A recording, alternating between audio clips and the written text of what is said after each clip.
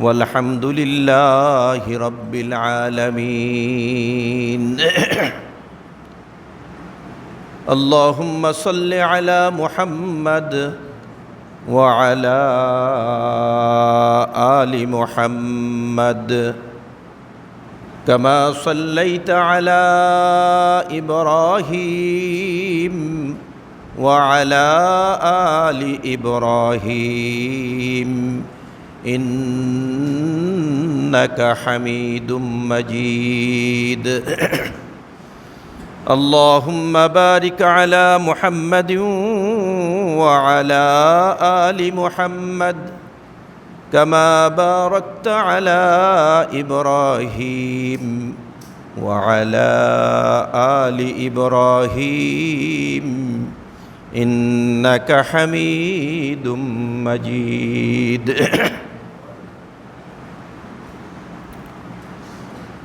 محترم হাজিরিন, আল্লাহ সুবহানাহু ওয়া তাআলার দরবারে অসংখ্য অগণিত শুকরিয়া। যেই মহান রব্বুল আলামিন আমাদেরকে অত্যন্ত দয়া করে, মায়া করে, ভালোবেসে দ্বীনি মজমায়, কোরআনের মজমায় আসার জন্য, বসার জন্য, বলার জন্য, শোনার জন্য তৌফিক দান করলেন। এই জন্য সকলেই আল্লাহর দরবারে দিল থেকে শুকরিয়া আদায় করি, আলহামদুলিল্লাহ। এই দুনিয়ার যে নিজাম, দুনিয়ার যে রাষ্ট্র পরিচালনা, এটাকে নিজাম বলা হয়, তানজিম বলা হয়। এর যে পদ্ধতি, তো আল্লাহ সুবহানাহু ওয়া তাআলার রাষ্ট্র পরিচালনা, এরও একটা পদ্ধতি আছে। দুনিয়ার মানুষ নিজের রাষ্ট্র পরিচালনার ক্ষেত্রে, দেশ পরিচালনার ক্ষেত্রে বিভিন্ন বিভাগ তাদের থাকে। তা না হলে একটা রাষ্ট্র কন্ট্রোল করা যায় না, জনগণকে কন্ট্রোল করা যায় না, দেশের উন্নয়ন করা যায় না। ঠিক আল্লাহ সুবহানাহু ওয়া তাআলারও বিভিন্ন ধরনের নিজাম আল্লাহ তাআলারও আছে।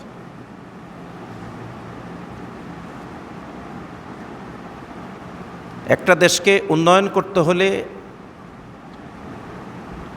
এবং পার্শ্ববর্তী দেশ থেকে আমাদের কোনো হামলা না করতে পারে, আমাদের কোনো ক্ষতি না করতে পারে, তার জন্য রাষ্ট্রীয়ভাবে কিছু গুপ্তচর ইত্যাদি নিয়োগ থাকে, এর শাখা আছে। আল্লাহ সুবহানাহু ওয়া তাআলারও গুপ্তচর আল্লাহ তাআলার নিয়োগ করা আছে।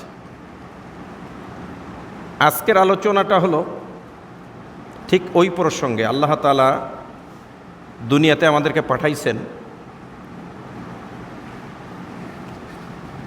তো আল্লাহ সুবহানাহু ওয়া তাআলা দুনিয়াতে পাঠানোর পরে আমাদেরকে এমনি এমনি ছেড়ে দিয়েছেন। আমাদেরকে ইচ্ছা কিংবা আমাদের নিজের ইচ্ছায় আমরা অনেক কিছু করতে পারি, এরকম শক্তি আল্লাহ তাআলা আমাদেরকে দিয়েছেন। দেন নাই তা নয়, দিয়েছেন। তা না হলে আল্লাহ তাআলা বিচার করবেন কিসের? বুঝেন নাই কথাটা? আমরা যদি এই কথা মনে করি, ভালো কাজ যেটা সেটা আল্লাহ তাআলা করায়, আর মন্দ কাজ যেটা সেটা শয়তান করায়, বুঝেন নাই? কিংবা ভালো মন্দ যা কিছু হয় আল্লাহ তাআলাই করায়, তো আল্লাহ তাআলা বিচার করবেন কিসের? তো আমরা তো তখন এই কথা বলবো, চুরি তো আমি করি নাই, আল্লাহ আমাকে দিয়ে চুরি করাইছে, আমার কি দোষ? জিনা তো আমি করি নাই, আল্লাহ আমাকে দিয়ে করাইছে। আবার যুক্তি দিয়ে বলবো, আল কাদরি খাইরিহি ওয়া শাররিহি মিনাল্লাহি তাআলা, ভালো মন্দ যা কিছু আল্লাহর পক্ষ থেকে হয়, চুরি করাটা, মন্দ কাজ, এটা আল্লাহর পক্ষ থেকে হয়েছে, আমার কি দোষ? না, ব্যাপারটা কিন্তু এরকম না। আল্লাহ সুবহানাহু ওয়া তাআলা আমাদেরকে স্বেচ্ছাচারিতা দিয়েছেন, আর এর পাশাপাশি আমাদের জন্য ভালোর রাস্তা এবং মন্দর রাস্তা আমাদের সামনে রেখেছেন।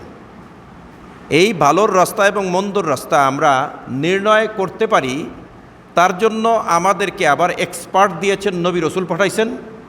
এখন বর্তমানে নবী রসুল নাই, ওলামা একরাম রয়েছেন।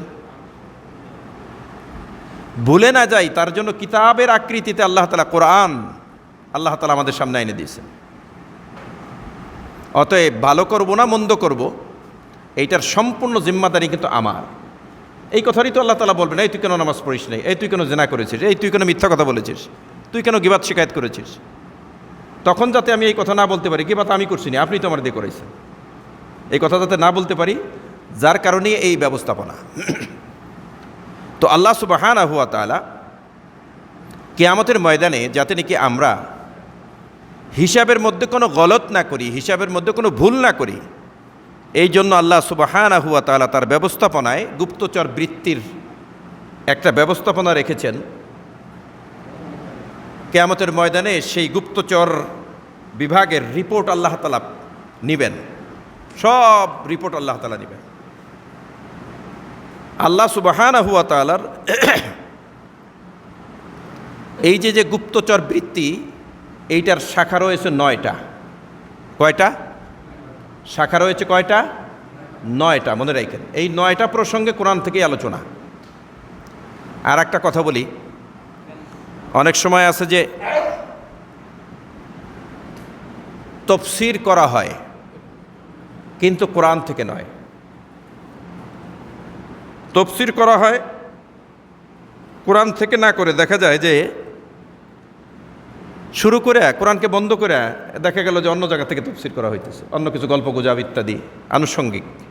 এইটা থানভী রাহমাতুল্লাহ আলাইহি বয়ানুল কোরআনের মধ্যে লিখেছেন তাফসীর প্রসঙ্গে, যে এটা হলো কোরআনের সাথে চরম বেয়াদবি। যখন কোরআন থেকে তাফসীর করা হবে তখন কোরআন থেকেই তাফসীর হবে, উদাহরণ কোরআন থেকেই হবে, গল্প যেটা হবে, কাহিনী কিচ্ছা কোরআন থেকেই হবে।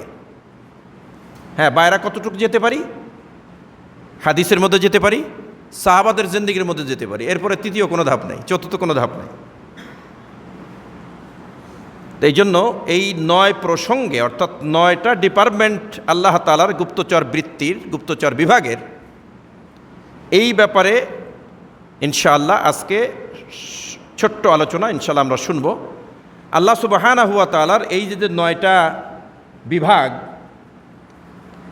এই 9টা বিভাগের 1 নম্বর হলো স্বয়ং আল্লাহ সুবহানাহু ওয়া তাআলা নিজে কিয়ামতের ময়দানে গুনাহগার এবং নেককারদের জন্য সাক্ষী দিবেন।